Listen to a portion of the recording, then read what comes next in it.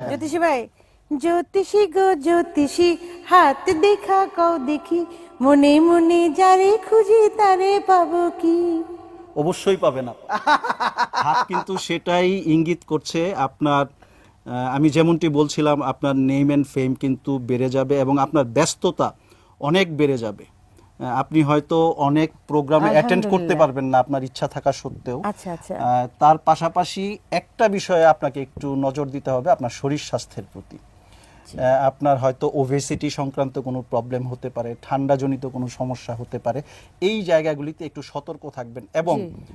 চোট পাওয়ার এক ধরনের সম্ভাবনা রয়েছে। কাজেই আপনি যখন চলাফেরা করবেন, গাড়িতে উঠবেন বা স্টেজে যখন আপনি প্রোগ্রাম করবেন, তখন একটু সাবধানতা সাবধান অবলম্বন থাকতে করবেন। হবে। আচ্ছা ঠিক আছে আপা, তো আমাকে বুঝতে হবে এই যে লাকি নাম্বার 7, এটা কখন আমাদের জীবনের লাকি হয় আর কখন আনলাকি হয়ে দাঁড়ায়।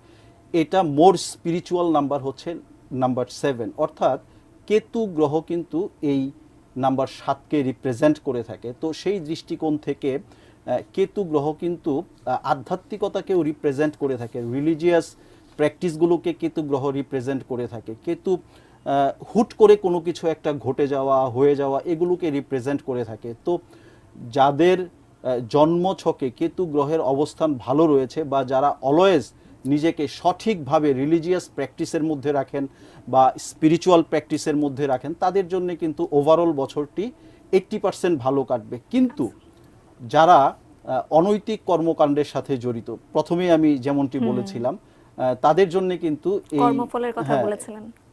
তো রাজনৈতিক নেতাদের মধ্যেও এমন অনেকেই রয়েছেন যারা সঠিকভাবে রাজনীতির প্র্যাকটিসটা কিন্তু করে থাকেন না, জনগণের সঠিক সেবা করে থাকেন না। তাদের জন্য কিন্তু এই বছরটি ততটা শুভ নয়।